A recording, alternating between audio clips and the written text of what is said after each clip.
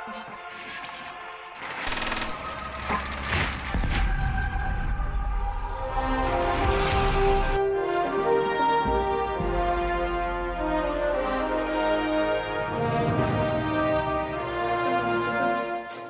the boots, medals on my chest, and head held high with cap.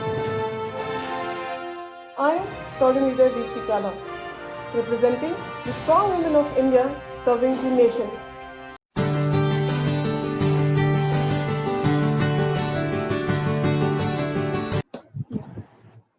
नमस्कार, आप सभी लोगों का मैं स्वागत करता हूं और इस प्लेटफॉर्म पर सबसे पहले वुमेन इन यूनिफॉर्म रही स्क्वाड्रन लीडर दीप्ति काला, जो आज मेरी मेहमान हैं।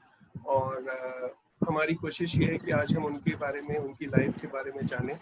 जो अभी से हमने जो एक प्रोमो देखा थोड़ी देर पहले, और उसमें आपने काफ़ी सारी चीज़ें देखी। उनकी पूरी लाइफ, पूरी ज़िंदगी में उन्होंने क्या क्या किया, कैसे कैसे क्या अचीवमेंट्स उनके रहे हैं। और यूनिफॉर्म हम सबको अट्रैक्ट करती है और हम सबको सबकी एक रिस्पेक्ट उस यूनिफॉर्म के लिए है। लेकिन उस यूनिफॉर्म को पहनने से पहले और उस यूनिफॉर्म को पहनने के दौरान और उस यूनिफॉर्म को पहनने के बाद हमारे पास को छोड़ने के बाद भी बहुत सारी रिस्पॉन्सिबिलिटीज आती हैं उस यूनिफॉर्म को लेकर। तो आज हमारी कोशिश ये है कि हम उन सारी जिम्मेदारियों को आपने अपने कंधों पर कैसे लिया और आपने उस जर्नी को कैसे जिया, इस बारे में हम आज बात करने वाले हैं। और एक फॉर्मल डिस्कशन है। मैं चाहता हूं कि हमारे साथ में जुड़े हुए जितने भी लोग हैं वो आप जैसी शख्सियत को देखने के बाद, आपके बारे में जानने के बाद थोड़ा सा मोटिवेट रहें। और बहुत कुछ आज हम तो देखते हैं कि हमारे पास एक नेशनलिज्म और पेट्रियोटिज्म को लेकर बहुत सारी चीज़ें रहती हैं, पर फिर भी होता क्या है कि कुछ लोग फिर भी आते हैं। तो वो हमारा कुछ इन्वायरमेंट ऐसा हो रहा है कि उन लोगों को थोड़ा सा ज़्यादा हाइप भी मिल जाता है कि वो लोग अपनी बात को ज़्यादा स्ट्रांगली रख पाते हैं। बट मैं चाहता हूँ कि मैं उन सारी चीज़ों को बाहर रखूँ, लेकिन सच में आपके थ्रू जाने कि आपने अपनी ज़िंदगी को कैसे जिया, आपकी लाइफ क्या रही during, before uniform, with uniform and after uniform. तो मैं सबसे पहले दीप्ति जी, आपका बहुत बहुत स्वागत करता हूँ तहे दिल से मेरे इस प्लेटफॉर्म पर, इस चैनल पर। और मैं मानता हूँ कि आज आपके साथ जो इंटरेक्शन रहेगा उससे हम हजारों लाखों लोगों की जिंदगियों को टच कर पाएंगे और उन लोगों को भी आपके बारे में भी तो बताएंगे और यूनिफॉर्म के बारे में भी बता पाएंगे। तो मेरी तरफ से आपको सलाम करते हुए मैं आपसे सबसे पहले सवाल पूछने की हिम्मत करना चाहूंगा कि आपकी पहली जिंदगी कैसी रही, जब आप यूनिफॉर्म में आने से पहले के बारे में अगर कुछ आप बता पाए। जी। First of all, thank you so much, Mr. Mahe, for giving me this opportunity to speak here, and especially with you. And uniform के आने से पहले बहुत ही इंटरेस्टिंग सी चीज़ मैं बताना चाहूँगी सबको, दर्शकों को, कि जब हम किसी से बात करते थे, अपने कोर्समेट से भी हम पूछते थे, तो कोई कहता था कि यार बस एग्जाम में बैठ गया था, कोई कहता था यार नहीं, शुरू से ही मेरा मन था इसीलिए मैं आया, कोई कहता था मुझे यूनिफॉर्म का चाव था। मेरे जो पिताजी हैं मिस्टर माहे, वो आर्मी से, सिग्नल कोर से as a colonel he is retired. So मैं जब पैदा हुई तो एक फौजी के घर में ही पैदा हुई। एंड जैसे ही मैं थोड़ा सा होश संभाला और पता चला कि आगे जाके आपको दुनिया पूछती है कि आपको बड़े होके क्या बनना है, तो फर्स्ट मैंने ना कभी आज तक डॉक्टर बोला, ना कभी इंजीनियर बोला। मेरे मुंह से पहला ही जो शब्द निकला वो फौज था, कि मुझे फौजी बनना है। तब तक इतने छोटे थे, कुछ नहीं पता था, बस ये पता था कि पापा ऑफिस जाते हैं और पापा फौजी हैं। ऐसा कुछ भी नहीं पता था कि सिविल वर्ल्ड एक अलग होता है, फौजी वर्ल्ड एक अलग होता है। लेकिन जो ऑलिव ग्रीन्स जो मैं पापा के कंधों पे देखती थी, उसका बहुत ज्यादा लगाव था, बहुत ज्यादा। तो मैं सबको यही कहती हूँ कि मैंने बाद में नहीं सोचा, शायद मैं पैदा ही भगवान ने इस इंस्टिंक्ट के साथ की थी कि ये इसको फौजी ही बनाना है या फौजी ही बनना है। फिर जैसे जैसे बड़े हुए तो लोग जो भी घर में गेस्ट आते थे या बड़े भाई, कजिन्स वगैरह, वो सब मेरे फादर की यूनिफॉर्म को पहन के, उनकी कैप लगा के मिरर में देखते थे कि हम कैसे लग रहे हैं। लेकिन मैंने अपने आप से एक वादा किया था कि मैं इस यूनिफॉर्म को कभी भी ऐसे टच नहीं करूंगी जब तक ये मेरी ना हो और मैं ना इसे पहन लूं। मैंने उस यूनिफॉर्म को कभी नहीं ट्राई किया। तो ये मेरी कहानी है। उसके बाद मैंने अपनी इंजीनियरिंग की, बिकॉज पहले मुझे बहुत शौक था कि मैं अपने पापा की ही कोर में जाऊं, दैट इज सिग्नल्स ब्रांच, जिसमें कहा जाता है कि अगर आपका कंप्यूटर साइंस का बैकग्राउंड है तो आप डायरेक्टली सिग्नल्स कोर में जा सकते हैं। तो मैंने ये नहीं सोचा कि मेरा इंटरेस्ट क्या है, मेरा इंटरेस्ट था फौज, तो मैंने कंप्यूटर साइंस ली क्योंकि मुझे सिग्नल कोर में जाना था। तो मेरी गाड़ी थोड़ी उल्टी चली। फिर मैंने कंप्यूटर साइंस इंजीनियरिंग किया, एंड जब वक्त आया 4th ईयर ऑफ इंजीनियरिंग का, तो जो भी एग्जाम्स वगैरह थे, एफ कैट था उस टाइम एयरफोर्स के लिए, और आर्मी के लिए डायरेक्ट एंट्री थी विद एसएसबी। तो मैंने दोनों के लिए ही अप्लाई किया, एयरफोर्स और आर्मी दोनों के लिए। और पहला एसएसबी था मेरा एयरफोर्स का। तो बाय गॉड्स ग्रेस, बड़ों की दुआएं थी, पहली बार में क्लियर किया। मेडिकल्स में भी आई was the first one two clear. कोई टेम्परेरी रिजेक्शन या कुछ भी नहीं मिला। इनफैक्ट मेरा हीमोग्लोबिन देख के तो वहाँ डॉक्टर भी पका गए थे कि 15 हीमोग्लोबिन किस लड़की का होता है। क्या बात कर रहे हैं। तो, ये होने के बाद मेरा मई में आर्मी का एसएसबी शेड्यूल था। However I was in the 4th last semester of my engineering and 4th year of engineering. So उसी दिन मेरा 19th ऑफ मई को, मुझे डेट भी याद है, मेरा फाइनल एग्जाम था इंजीनियरिंग का। तो मैंने फिर से एक एप्लीकेशन डाली कि मन में बैक ऑफ माइंड में तो आर्मी आर्मी ही चल रहा था। तो मैंने उसको रीशेड्यूल, एसएसबी को रीशेड्यूल करने की एप्लीकेशन डाली। तो मुझे जो नई डेट मिली 1 महीने बाद, वो मुझे मिली 21 जुलाई की, और एयरफोर्स में भर्ती होना था 13 जुलाई को। तो मेरे कदम पड़ चुके थे एयरफोर्स एकेडमी में, और शायद यही था लिखा हुआ, तो मैंने एयरफोर्स ही ज्वाइन की। Very nice. था कि मेरी फैमिली भी एयरफोर्स से ही है, और अदर एयरफोर्स, आर्मी, सभी लोग हैं मेरे फैमिली में ही, जैसा जनरली होता भी है। मेरे ताऊ जी एयरफोर्स से रिटायर्ड हैं, he was flying officer, and my father retired from Air Force. He was a civilian and he was taking care of AN-32 lab, and he served Air Force for 42 years.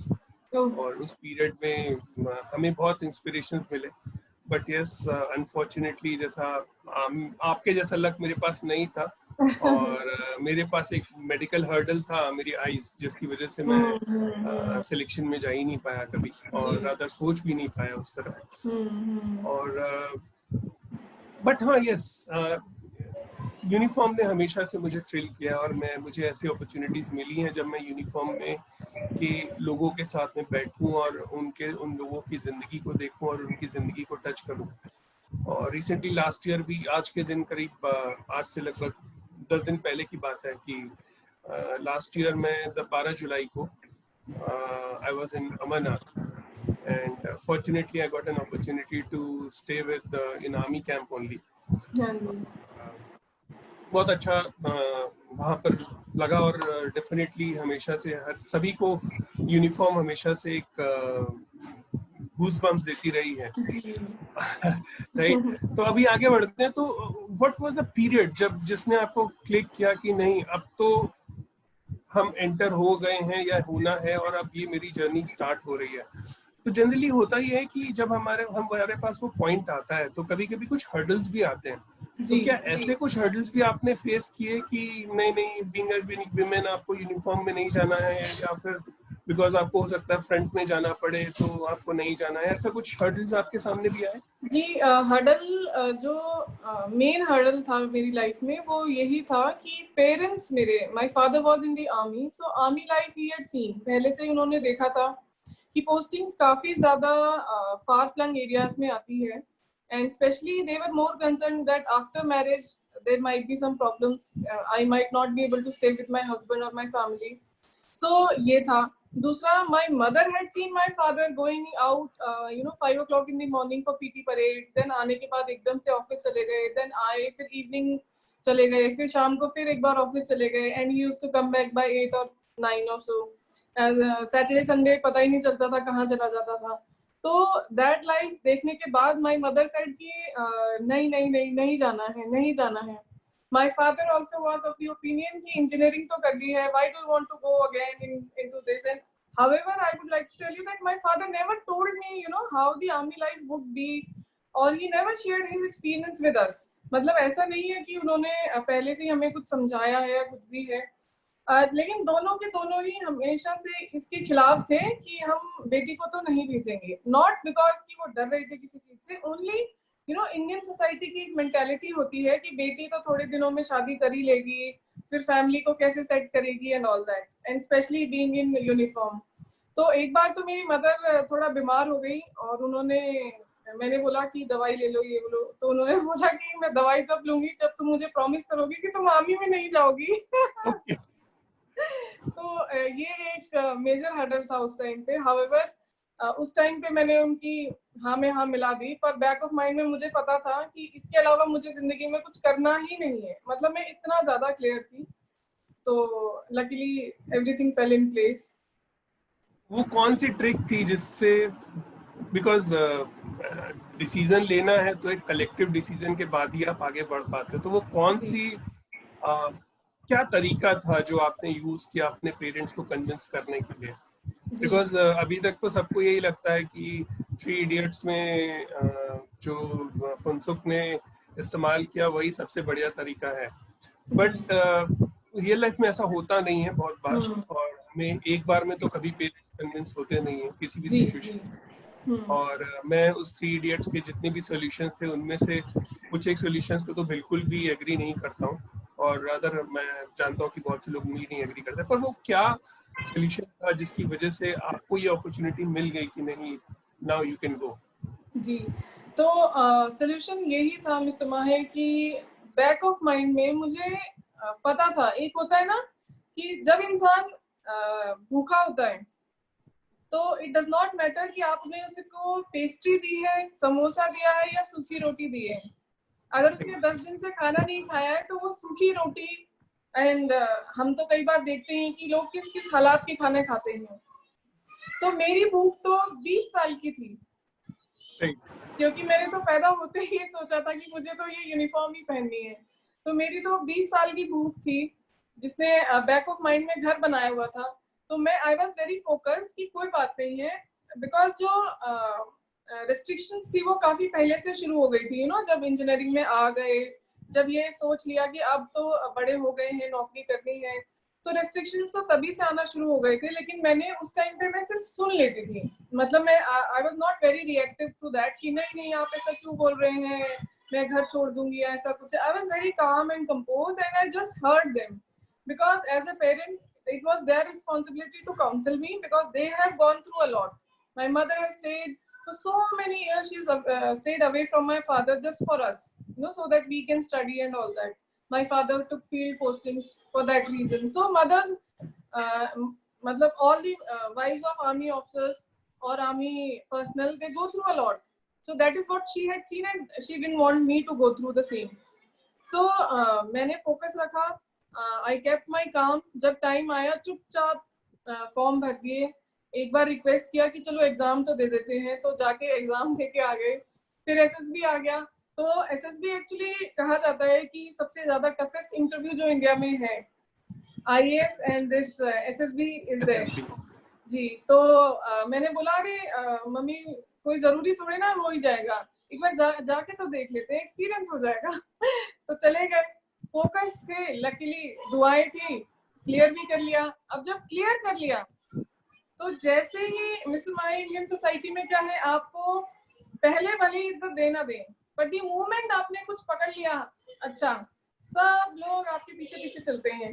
तो जैसे ही लोगों को family में, extended family में पता चला कि भाई लड़की ने तो क्लियर कर लिया एसएसबी, तो बहुत तारीफें होने लगी. बहुत लोगों को अच्छा लगा कि पहला कोई इंसान मेरे फादर के आफ्टर, मतलब कोई लेडी तो कोई भी नहीं है मेरी फैमिली में जो इतना आगे गई हो. लेकिन as an officer also nobody has been able to make it. तो पेरेंट्स को थोड़ा सा पॉजिटिव वाइब्स आने लगी कि नहीं नहीं ये तो बहुत अच्छा हो गया, सिविल नौकरियां तो सब करते हैं, हमारी बेटी ने तो ये कर दिया. Then they also changed their mind. So the learning is कि be focused. Yes.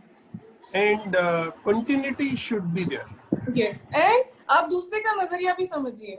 हमेशा ही आपको तलवार निकाल के लड़ाई करने की जरूरत नहीं है. Understand their point of view also, what they are saying. Always reaction is not acceptable. Yes. Not always reaction is not a solution. Yes, yes. Great. So यहाँ तक तो हम आ गए, आप पहुँच गए, SSB सिलेक्शन भी हो गए, तो डेफिनेटली फिर वो फर्स्ट डे ऑफ यूनिफॉर्म जब आपके पास वो opportunity I before batch, because scouts के लिए भी, कैडेट्स के लिए भी यूनिफॉर्म्स रहते हैं. So what was that experience? वो एक्सपीरियंस लफ्जों में बयां करना तो बहुत ही मुश्किल है, क्योंकि वो एक इमोशन है, वो फीलिंग है जो आपके अंतर स्पिरिट से जुड़ी हुई है, यू नो, सोल से जुड़ी हुई है. However, I was very very focused कि ये मैंने कमाई है अपनी यूनिफॉर्म. So जब वो पहली बार जब हम जाते हैं तो इमीडिएटली हमें यूनिफॉर्म नहीं मिलती है, कुछ दिनों बाद मिलती है, बिकॉज मेजरमेंट्स होते हैं, सब कुछ होता है, सब लोग सेटल डाउन होते हैं. तो जब पहली बार आई तो मैंने सबसे महंगी वाली जो आयरन होती है, जो प्रेस होती है, वो खरीद के रखी कि मेरी यूनिफॉर्म में एक भी क्रीज नहीं आनी चाहिए. वाह, अमेजिंग. अच्छा, एक चीज बड़ी इंटरेस्टिंग है मैम, जो मैं जानना चाहूंगा, और हालांकि बहुत वियर्ड सा क्वेश्चन है, राइट? तो सबको ये तो पता है कि जब कोई मेल कैडेट अपने ट्रेनिंग सेंटर में एंटर होता है तो वो बाहर, तो उससे पहले तो वो एक एक्स पर्सन होता है, और जैसे ही वो ट्रेनिंग सेंटर के अंदर जाता है तो वो वाई पर्सन बन जाता है, with his looks, with his hairstyle, with his dressing and everything, and with his lifestyle. बहुत से वीडियोस भी हमने देखे हैं कि जैसे ही, मतलब सबसे पहली चीज तो होती है कि उसको हेयर कट के लिए भेजना. So what is the like basic guidelines for females basically? I am sure वहाँ पे हेयर स्टाइल पे तो आपको कोई बाउंडेशन बहुत बड़ी तो नहीं होती, आई डोंट नो, मतलब मुझे नहीं पता है, so I am just asking you. तो वो क्या रहता है, वो लाइफस्टाइल क्या होता है वीमेंस के लिए? जी, गर्ल्स के लिए जो गाइडलाइंस हैं as far as lookout is concerned, so because academy में हमें सीखना होता है, हमारे ऊपर सीनियर्स होते हैं, तो they are very strict guidelines कि हमारे एज ए लेडी भी हमारे बाल बिल्कुल पीछे होते हैं, and they are around 50 to 60 sometimes 100 pins in our hairs. And जब हम अकेडमी में जूड़ा बनाते थे तो आई थिंक वो सुबह 4 बजे बनता था, एंड रात को भी सिर्फ इसलिए खुलता था कि अगर सोएंगे तो वो यहाँ से चुभेगा, otherwise it can continue for months and months, and we have to wash our hair of course. Otherwise इतनी पिन्स और इतना टाइट जूड़ा हमें बनाना होता था, because lot of running, then rifle के साथ भी आपको बहुत कुछ लेफ्ट राइट करना है, तो कोई चांस नहीं होना चाहिए, कोई भी ऐसा चांस नहीं होना चाहिए जहाँ पे आपका थोड़ा सा भी कोई हेयर स्ट्रैंड आपके फोरहेड पे आ जाए या कहीं से आपका जूड़ा खुल जाए, कोई चांस नहीं होना चाहिए. These were very strict guidelines for our hairs. तो बाल भले ही मैन की तरह हमारे कटते नहीं है, लेकिन कोई गुंजाइश भी नहीं रहती है कि वो वैसे ना लगे. करेक्ट. So ये सवाल जो है, ये बहुत ज्यादा सभी लोगों के माइंड में रहता है कि फीमेल्स जाएंगी तो फिर वहां पर उनके साथ में कैसा बिहेव होता है. मतलब तो मैं ये मान के चलता हूँ कि मैं नहीं बता, ये ग्राउंड रियलिटी है कि मेल्स और फीमेल्स, उनका लाइफस्टाइल में कहीं भी कोई डिफरेंस नहीं आता है ड्यूरिंग द ट्रेनिंग सेशंस. जी बिल्कुल, हमारा रगड़ा, जो हमारी एक्सरसाइजेज होती हैं, वो भी सब कुछ आप वो टिपिकल वर्ड्स यूज करें, I don't mind, I know, because सबको ये पता होने चाहिए. बहुत बार लोगों को ये लगता है कि ये बड़े ऑड से वियर्ड से नाम है, बट एक्चुअली में वो नाम जो है वही तो एक फौजी क्रिएट करते हैं, यही हमारी पहचान है एक्चुअली. बिल्कुल. तो हमारा जो रगड़ा होता था वो भी सबका बिल्कुल साथ में ही होता था. ऐसा कुछ भी नहीं है कि बॉयज को अलग ले गए या गर्ल्स को अलग ले गए. तो लाइफस्टाइल में इनफैक्ट यहाँ तक कि पहनावे में भी, पीटी टाइम में अगर बॉयज निक्कर पहन रहे हैं तो हम भी निक्कर पहनते थे. ऐसा कुछ नहीं है, मेंटल सेटअप में कुछ भी वो नहीं था कि नहीं लड़कियां पैंट पहनेंगी या बॉयज निक्कर पहनेंगे. तो बिल्कुल एवरीथिंग वाज एब्सोल्युटली सेम. साथ में खाना खाने जाएंगे, साथ में पीटी जाएंगे, साथ में राइफल उठाएंगे, साथ में नाइट रूट मार्च करेंगे, सब कुछ साथ में. कोई ऐसा इंसिडेंट ड्यूरिंग द ट्रेनिंग जो आपको जिसने आपको और ज्यादा इंकरेज किया इस सर्विस में कंटिन्यूटी रखने के लिए, इस उस ट्रेनिंग को और ज्यादा अच्छे से मोटिवेट किया कि इस ट्रेनिंग को तो बस अब मुझे बहुत जल्दी फिनिश करना है एंड आई वांट कि I should be in top list? जी जी, ऐसा हुआ था, ऐसा बहुत जगह एक्चुअली हुआ था, बिकॉज मैं शुरू से ही बचपन से I was a sports person and I played cricket at national level also. तो अपने स्क्वाड्रन में जब सारे कैडेट्स वहां जाते हैं तो हमें 4 हाउसेस में, जैसे स्कूल में बांटा जाता है तो ऐसे ही हमें स्क्वाड्रन्स में बांट दिया जाता है। तो स्क्वाड्रन वाइज इंटर स्क्वाड्रन बहुत सारे कॉम्पिटिशन्स होते हैं। तो एक बार हमारा इंटर स्क्वाड्रन कॉम्पिटिशन हो रहा था एंड वहां पे कुछ ऐसा हुआ कि I was the only one to get a medal for my squadron. So that motivated me a lot, because पूरे स्टेडियम में सिर्फ मेरा ही नाम गूंज रहा था मेरे स्क्वाड्रन के लिए। And that motivated me a lot कि हाँ आगे कुछ किया जा सकता है। And later on from the air force technical college, because I was good in athletics also and sports too, so I got the best all-rounder trophy from the Air Force. जब हम कॉलेज लाइफ में होते हैं या student life में होते हैं या कुछ भी सीख रहे होते हैं तो हमारे 2 तरह के दोस्त होते हैं। पहला दोस्त वो होता है जो हमारा बहुत खास दोस्त होता है, इट्स अ बडी, राइट? लेकिन एक दोस्त ऐसा भी होता है जो बस इसको तो आगे नहीं जाने देना है। जी तो क्या ऐसा भी कोई दोस्त आपका था? और मेरा एक्सपीरियंस ये है कि जो हमारे ऐसे दोस्त होते हैं जिनको हम कोशिश करते हैं कि नहीं इसको तो हमें कभी आगे नहीं जाने देते हैं, तो बहुत बार वो हमारी लाइफ में बहुत अच्छे दोस्तों में साबित होते हैं। तो क्या ऐसा कोई दोस्त आपका रहा कभी? फ्रैंकली मिस्टर माहे, ऐसा तो जिंदगी में भी कभी नहीं हुआ, क्योंकि जो पेरेंट्स ने सिखाया और जो फौज से सीखा वो यही सीखा कि कंपटीशन करना है तो खुद से करो। तो एज ए टीम ही हमेशा आगे बढ़ना है। हाउएवर स्पोर्ट्स में स्पेशली मतलब मेरा रुझाव स्पोर्ट्स की तरफ ज्यादा था। पढ़ाई तो मैं कर ही लेती थी आराम से, कोई दिक्कत नहीं थी, पर स्पोर्ट्स में मेरे को हमेशा एम जरूर रहता था कि हाँ अगर इतनी मेहनत की है तो कुछ हासिल भी करना है। तो इन पर्टिकुलर कोई फ्रेंड या को ऐसा कुछ भी नहीं था। अपने आप से कंपटीशन करती थी कि अगर ये रेस में नहीं आगे आई तो अगली रेस में तो मारना ही है। Great, great. So just tell us the experience of your batch day. Of my batch day, your batch pass out day. Okay, pass out day. So pass out हमारी हमारी 2 टाइम पे पास आउट होती है as a technical officer. First हमारी within 6 months from Air Force Academy होती है and after 1 year हमारी Air Force technical College से होती है। एयरफोर्स एकेडमी में पेरेंट्स को नहीं बुलाते हैं because we are going towards air force technical college and in air force technical college all the parents also arrive and rifle लेके हम लोग तैयारी कर रहे थे परेड में जाने के लिए। एंड उसी टाइम मेरे पेरेंट्स गेट पे पहुंचे ही थे, तो उन्होंने बताया कि हम आ गए हैं। तो मैं उनको लेने गई और जब लेने गई तो उन्होंने फर्स्ट टाइम मुझे लाइव सामने यूनिफॉर्म में देखा। And specially pass out day के दिन आप थोड़ा स्कार्फ देन वाइट बेल्ट और बैचेस वगैरह लगा के थोड़े और शानदार दिखते हैं। तो वो देख के मेरी मदर बहुत ज्यादा भावुक हो गई एंड शी स्टार्टेड क्राइंग। तो that is one of the very favorite memories of me. And मैंने दूसरी जो मेरी मेमोरी है वो ये है कि पास आउट होने के बाद जब हम ग्रुप फोटोग्राफ खिंचाते हैं फैमिली के साथ, तो उसमें मेरे एक्सटेंडेड फैमिली के लोग भी खड़े थे। और ये वही लोग थे जिन्होंने बचपन में बहुत ज्यादा क्रिटिक मेरे लिए पास किया था कि पता नहीं क्या करेगी, पता नहीं क्या करेगी, कुछ कर भी पाएगी कि नहीं।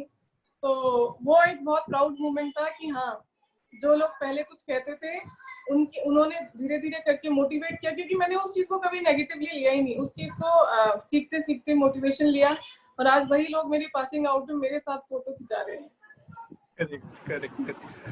So how was your journey in service? Ji, by God's grace the journey was super good. I mean मैं अपने सीनियर्स को निकलने से पहले भी यही बता रही थी कि 10 साल पलक झपकते ही तो निकल गए, लेकिन जिस अफसर ने 20 साल में जो काम किया होगा वो भी भगवान की दुआ से मैंने 10 साल में कर लिया। पहली पोस्टिंग नॉर्थ ईस्ट एरिया में रही और बहुत ही हाईएस्ट पॉइंट ऑफ मेघालय पे हम लोग काम करते थे।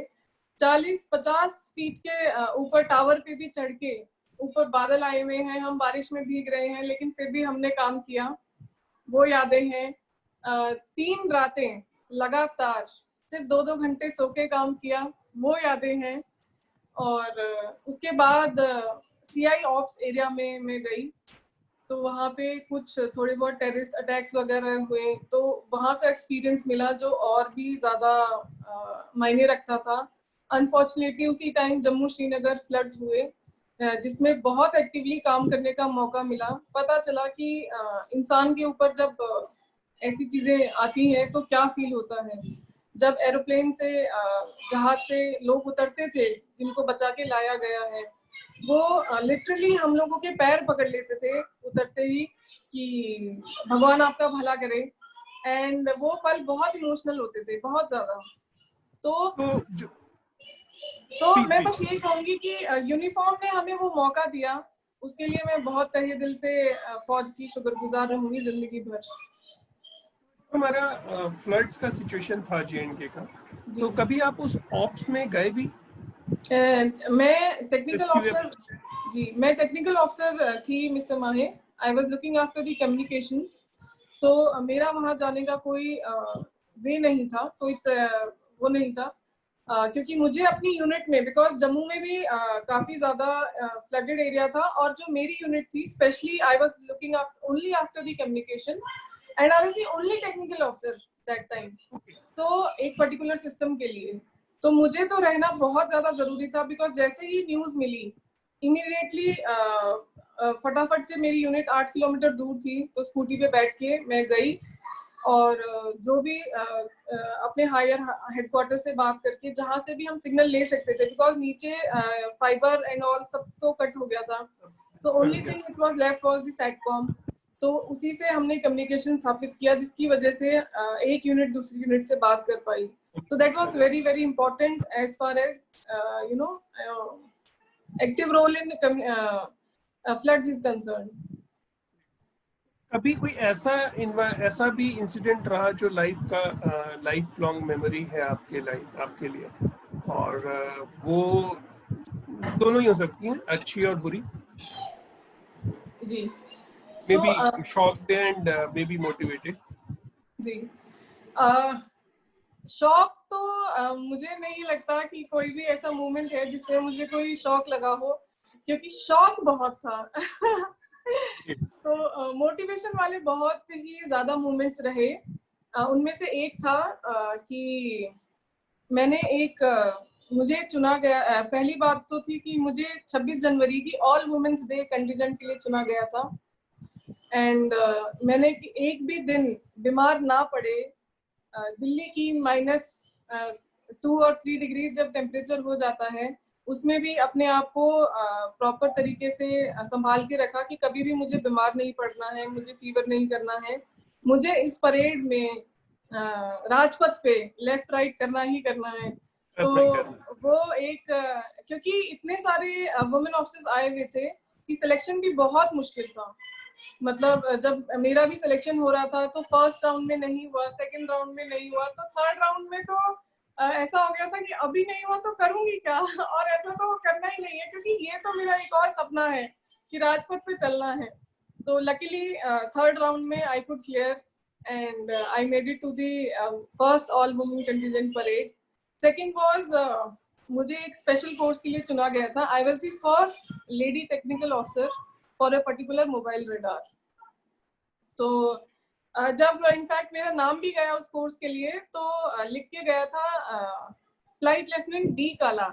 तो वहां पे उनको पता ही नहीं था कि आज तक तो कोई लेडी ऑफिसर आई नहीं है, तो उनको लगा कि मेल ऑफिसर ही है, तो उन्होंने मेरा कमरा भी एक मेल ऑफिसर के साथ ही अरेंजमेंट कर दिया था। तो वहां पे जाके फिर मैंने बताया कि मैं हूँ, तो उनको पता चला कि, तो फिर थोड़ा सा बात हुई कि हाँ पहली टेक्निकल ऑफिसर है जो इस मोबाइल रेडार के लिए आई हैं। तो रेडार से पहली यूनिट में काम करते करते बहुत प्यार हो गया था, और उस कोर्स में मैं I stood first in the order of merit. फिर 1 साल बाद मुझे एक और कोर्स के लिए चुना गया उसी जगह पे, और तब तक मेरी बेटी को मैं कैरी कर रही थी, and it was my 3rd month. उसी स्टेज पे वही ट्रॉफी के साथ फिर मैंने साड़ी में फोटो खिंचाई, क्योंकि दूसरी बार भी मैंने first in order of merit stood किया। वाह, एब्सोल्युटली थैंक यू सो तो मच। आपका इस इंस्पिरेशन से आई थिंक हमारा टेक अवे ये है कि अगर हमें अपनी जिंदगी में कुछ भी सक्सेस करना है तो ये मान के चलना है कि जिस काम में हम लगे हैं उसके आगे दुनिया नहीं है, अगर हमने इस हर्डल को क्रॉस नहीं किया। जी जी, ये वो जब आप इतने ज्यादा फोकस्ड हो जाते हो, जब आप एक चीज में लीन हो जाते हो, तो मुझे लगता है कि ज्यादा ध्यान हर्डल पे ना जाके सोल्यूशन पे जाता है कि ये आ तो गई है प्रॉब्लम, पर आप इसके लेफ्ट से होके गुजरना है कि राइट से होके क्रॉस गुजरना करना है कि ऊपर से गुजरना है, वो आपके ऊपर है, पर गुजरना जरूर है। या फिर वहीं पर अपना माथा पकड़ के बैठना है। जी जी जी, बिल्कुल। So how was your journey after after marriage?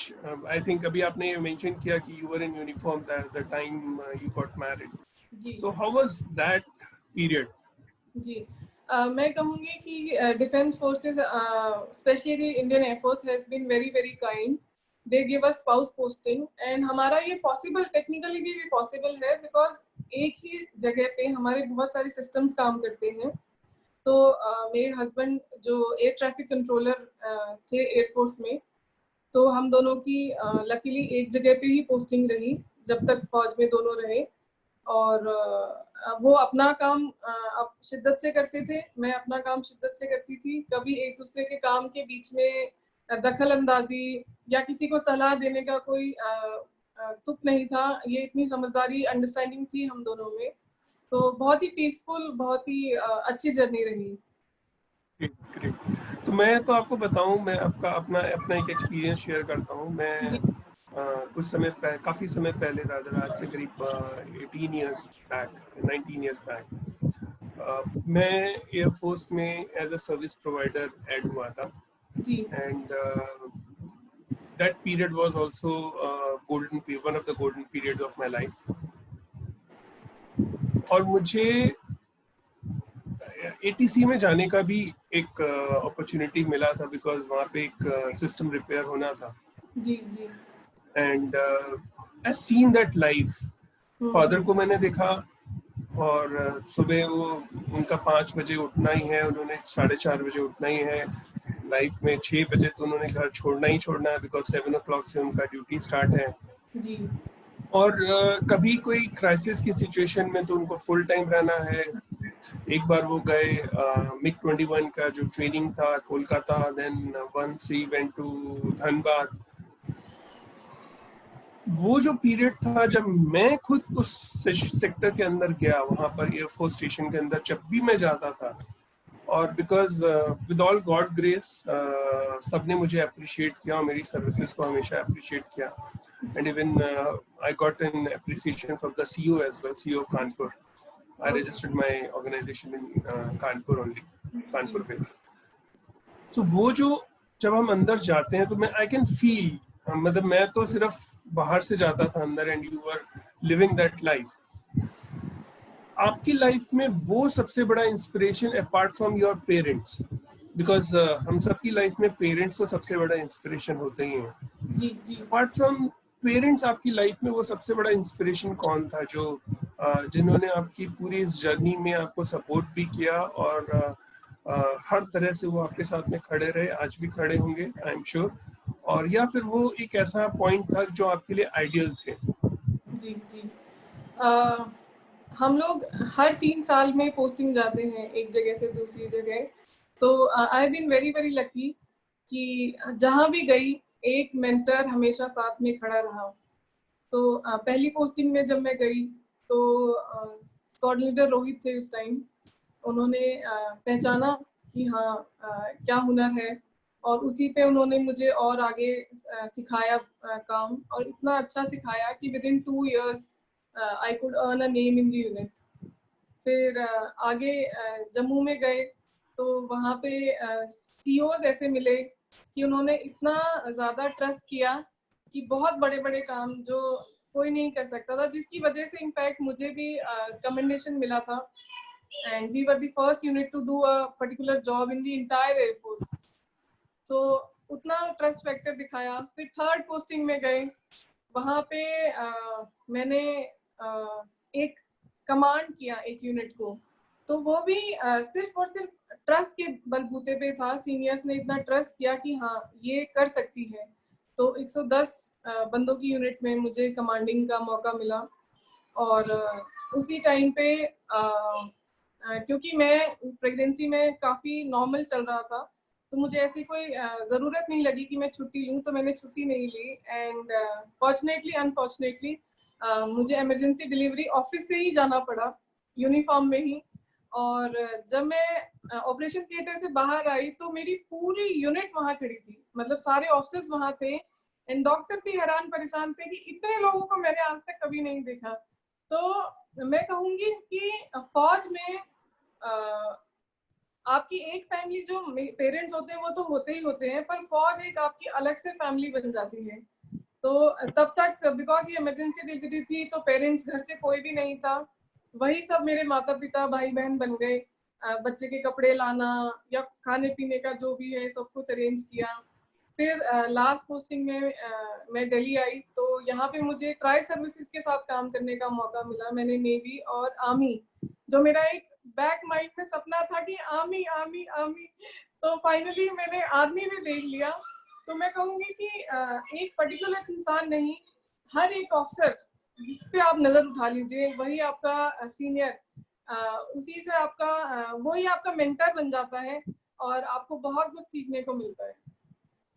Absolutely, and it's really amazing and it's your strength कि आपने उस हर हर्डल को अपनी लाइफ में सक्सेसफुली क्रॉस किया और सक्सेसफुली हैंडल किया। लेकिन जिस दिन हमें अपनी यूनिफॉर्म टांगने का समय आता है तो वो सबसे इमोशनल समय भी होता है, और वो एक ऐसा समय होता है जब आप जो सबसे कठिन समय भी होता है। तो वो समय भी जानना चाहूंगा कि उस समय आपकी क्या फीलिंग्स रही और वो समय कैसा था? जी, क्योंकि मैं बचपन से ही मतलब मैंने फौज के बारे में ही सोचा था, तो इस बात का डिसीजन लेना बहुत बहुत ही मुश्किल था। हमारे पास ऑप्शन था कि हम 4 साल और अपनी सर्विस आगे बढ़ा लें या अभी ही अलविदा कह दें। तो हर चीज़ को ध्यान में रखते हुए मेरा बच्चा बहुत छोटा था और पेरेंट्स ने भी अब मैंने सोचा कि पेरेंट्स ने पूरी ज़िंदगी हमारे लिए सेक्रीफाइस किया है, तो अब मैं भी नहीं चाहती कि वो मेरे लिए फिर से सेक्रीफाइस करें और अपना घर छोड़ के मेरे साथ पोस्टिंग दर पोस्टिंग बच्चे को देखने के लिए चलते रहे। और प्लस उस टाइम तक फौज में ऐसा कोई प्रिविलेज नहीं था कि आपको 100% परमानेंट कमीशन मिलेगा ही मिलेगा, कि आप लॉन्ग टर्म के लिए फिर आप किसी को अपने साथ रख लेते या कोई सोल्यूशन देख सकते थे। तो बहुत ही ज़्यादा भारी दिल के साथ मैंने पेपर पुटअप किए और फौज को अलविदा कहा। और जिस दिन कहा उस टाइम पे सिवाय आंखों में आंसू के कुछ भी नहीं था। इनफैक्ट उसके अगले 7 दिन तक भी सिर्फ आंखों में आंसू ही थे कि जिस चीज को दिल से चाहा था उसी को छोड़ा है। लेकिन बहुत ज्यादा खुशी थी कि जो सीखा है वो इतना सीखा है कि एक सदी में भी कम पड़ेगा। तो अभी भी मैंने अपनी यूनिफॉर्म को अपने क्लोजेट में संभाल के रखा है, तो सुबह मैं उसको देखती हूँ, सोने से पहले देखती हूँ, तो लगता है कि हाँ अभी भी वही हूँ। I am sure. और मैं बीइंग ए सिविलियन, मैं अपने आप को सिविलियन बोलता हूँ, और बीइंग ए सिविलियन मैं जब किसी भी यूनिफॉर्म पर्सन से मिलता हूँ, मैं कश्मीर में रहा अभी करीब 1 साल, मैंने वहाँ पे स्किल्स प्रोग्राम में मैंने उसको मेंटोर किया। उस दौरान मुझे कुछ यूनिफॉर्म्स की पर्सनैलिटी से मिलने का मुझे अपॉर्चुनिटी मिला। मेरी फैमिली में बहुत से यूनिफॉर्म में मेरे रिलेटिव्स हैं। सबसे जब भी मिलता हूँ तो बहुत सी इंस्पिरेशनल चीज़ें मिलती रहती हैं, और आज भी वो हमेशा से मेरी लाइफ में मुझे कहीं ना कहीं एक मोटिवेशन देती हैं, पुश देती हैं, जिससे मैं हमेशा से आगे बढ़ता रहा हूँ। लेकिन जब आपने अपना ये यूनिफॉर्म कंप्लीट किया, क्लोज किया, और उसके बाद आप अब सिविल लाइफ में आए, वो आपका ट्रांजिशन कैसा रहा? जी, मैंने पहले ही ये सोच के रखा था कि अगर फौज छोड़ेंगे तो किस लाइन को ज्वाइन करना है। तो जब मैं इनफैक्ट जब मैं 10th में थी तब से मैंने, because my father was in the army, तो साथ में ही सर्वेंट क्वार्टर्स भी होते थे। तो मुझे हमेशा से ही लगता था कि मैं अपना टाइम वेस्ट बिल्कुल भी नहीं करूँगी। तो मैं 10th क्लास से ही जब भी टाइम मिलता था, उसके एग्ज़ाम के बाद छुट्टियाँ हुई तो मैं मेड्स के बच्चों को फ्री में पढ़ाना मैंने शुरू कर दिया। फिर 11th के बाद छुट्टियाँ हुई, 12th के बाद छुट्टियाँ हुई, इंजीनियरिंग में तो लगातार ही मैंने पढ़ाया। इनफैक्ट टाइम्स ऑफ इंडिया की एक बार मुहिम चली थी तो उसके साथ भी मैंने काम किया। फिर फौज में आने के बाद भी मैं अंडर प्रिविलेज चिल्ड्रन को पढ़ाती रही। तो और एक पोस्टिंग में तो प्रॉपर मैंने बस्ती में जाके बच्चों को पढ़ाया।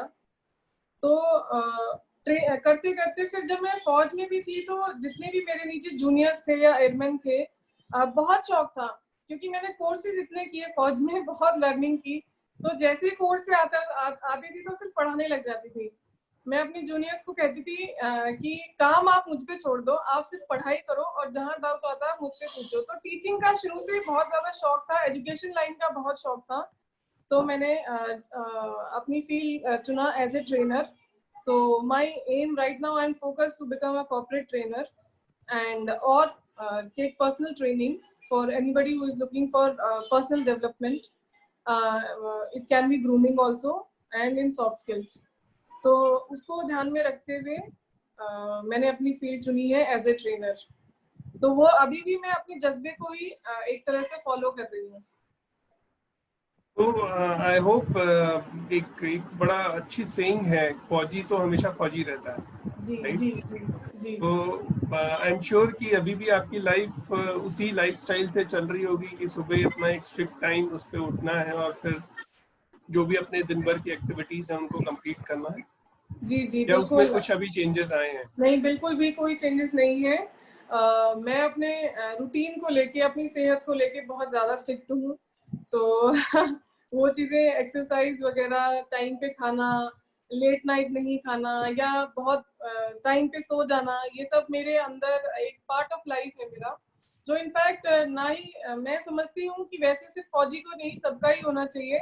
हावेवर ये मेरे अंदर इम्बाइब्ड है तो ये तो मैं जरूर करती हूँ। ये मेरे लिए ऑक्सीजन है। जब मैं छोटी थी या जब मैं फौज में थी तो मैं लोगों को यही कहती थी कि ये फिजिकल जो रूटीन है हमारा, खेलने कूदने का, अपने आप को मेंटेन करने का, this is second oxygen to me. Absolutely. So मैं अब चाहूंगा कि अगर आप क्योंकि हम अब काफी ज्यादा समय हमारे पास नहीं बचा है, तो मैं चाहूंगा कि अगर आप वो एक मैसेज जो आप आज की यंग जनरेशन को देना चाहें, जो भी चाहे वो बॉयज हो चाहे वो गर्ल्स हो, स्पेशली गर्ल्स जो यूनिफॉर्म में आना चाहती हैं, जी जी उनके लिए आपकी तरफ से क्या मैसेज आप उनको कन्वे करना चाहेंगे? जी। पहला तो यही रहेगा कि अपने आँख नाक कान खुले रखें।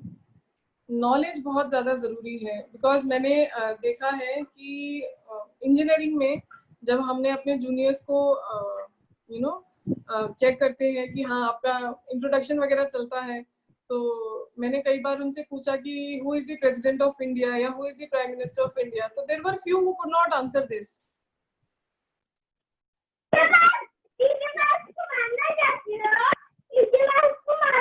एजुकेशन के साथ अपनी जनरल नॉलेज को भी बढ़ा के रखें बिकॉज अगर आपको फौज में स्पेशली आना है तो एसएसबी में या रिटन एग्जाम में ये सवाल आते ही आते हैं।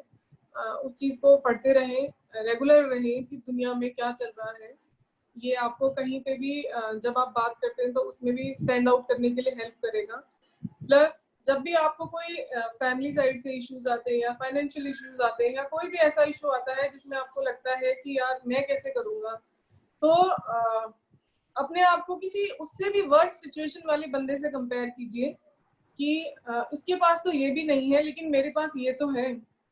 आज वो बंदा खाना नहीं खा रहा है, मेरे पास खाने के लिए 2 टाइम की रोटी तो है। तो जब भी आप वर्थ से कंपेयर करेंगे तो आप हमेशा मोटिवेट होंगे, आपको एक सोल्यूशन की तरफ में जाने के लिए प्रोत्साहन मिलेगा। You will be motivated to find a solution. So be motivated, be focused and be happy, keep smiling. Absolutely correct, absolutely amazing. So मैं ये मानता हूँ कि आज के हमारे इस इंटरेक्शन से बहुत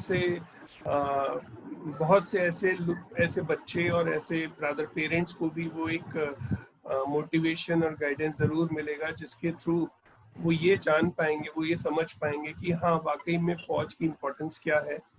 और बहुत से लोग जो ये बोलते हैं कि नहीं फौज में तो बहुत आराम होता है, फौज तो ठीक है बहुत कुछ है, लेकिन उन्हें आज ये डेफिनेटली पता चलेगा कि फौज, अभी तो हमने बहुत ही कम पहलुओं को छुआ है जहां से हम आपसे बात कर रहे हैं, और इससे लोगों को बहुत, आई एम श्योर कि लोगों को ये पता चलेगा कि फौज की जिंदगी भी उतनी आसान नहीं है जितनी की बाहर से दिखती है। डेफिनेटली उनको एक रिस्ट्रिक्ट एनवायरनमेंट दिया जाता है, कंफर्टेबल एनवायरनमेंट दिया जाता है ताकि वो अपने मुश्किल से मुश्किल कामों को आसानी से कर सकें, इसलिए उनको थोड़ा सा रिस्ट्रिक्टिव एनवायरनमेंट में रखा जाता है। सो मैं जानता हूं कि आप बहुत सी फीमेल्स का, बहुत सी लड़कियों के लिए एक बहुत स्ट्रॉन्ग इंस्पिरेशन है, और मेरी तरफ से और मेरे सभी लोग जो इस वीडियो को आने वाले समय में देखेंगे, और आपको और सभी लोग जो भी यूनिफॉर्म में इस देश को सर्व कर रहे हैं, उन सबको हमारी तरफ से एक ग्रेट सैल्यूट। और इन्हीं शब्दों के साथ मैं आज के इस सेशन में आपका बहुत बहुत दिल से धन्यवाद देता हूँ, और उम्मीद करता हूँ कि हम फिर से किसी नए टॉपिक के साथ में और नए इंस्पिरेशन और नए एक्सपीरियंस के साथ में आपसे बात करेंगे। Thank you so much mister Mahi for having me.